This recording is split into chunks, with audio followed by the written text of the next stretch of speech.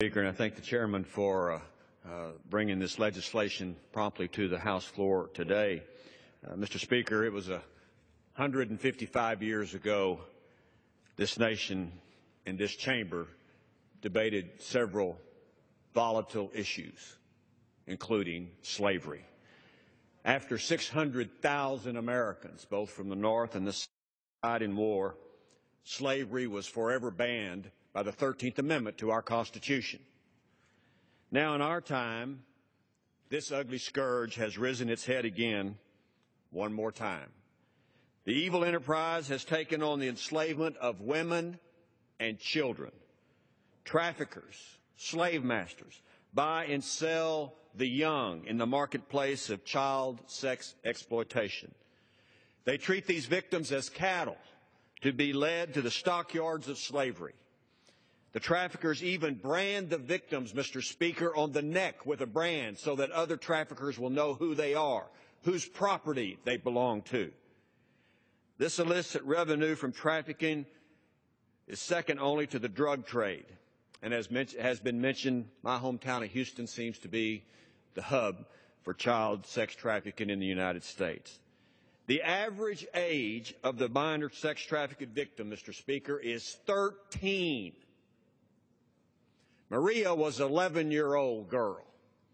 She met a person that treated her nice. He was an older male.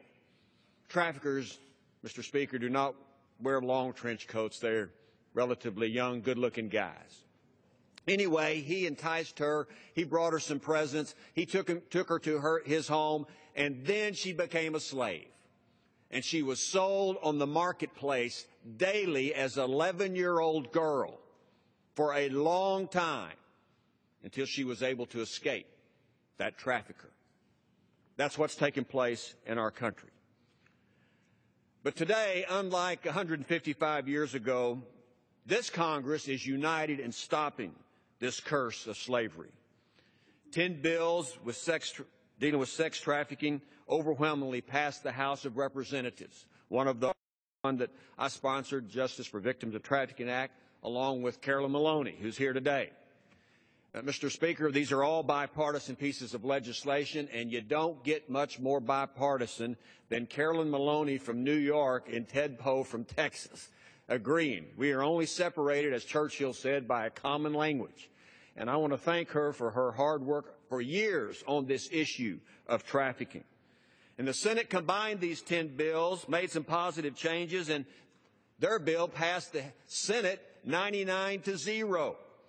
Justice for Victims of Trafficking Act goes after the trafficker, the slave master, the slave holder. It treats the child as a victim and not as a criminal, not as a child prostitute. It rescues the victim. And it targets the demand, the buyer, the child abuser that buys for pleasure these children. This legislation also allows federal judges to impose not only prison for these criminals, but may order fees that go into a fund, and that fund can be used for victim services, even for training for peace officers. Make these criminals pay the rent on the courthouse, pay for the system that they have created. And I want to thank all those that have been involved in this numerous issue. And I especially want to thank the ladies of the House of Representatives on both sides for bringing this issue to a vote today. They are very powerful, Mr. Speaker, on this issue, and they deserve recognition. And I also want to commend Senator Cornyn for the legislation he pushed forward, this original bill that we're voting on today in the Senate of the United States. Mr. Speaker, America can no longer deny the inconvenient truth of sex trafficking. The enslavement of children is not acceptable, and it will not be tolerated. It will not be tolerated in this country. It will be tolerated in other countries as well. America's kids, Mr. Speaker, are not for sale, and that's just the way it is. And I ask unanimous consent to introduce into the record a letter that was sent by 163 different organizations in support of this legislation. Without objection. And I yield back. The gentleman yields back.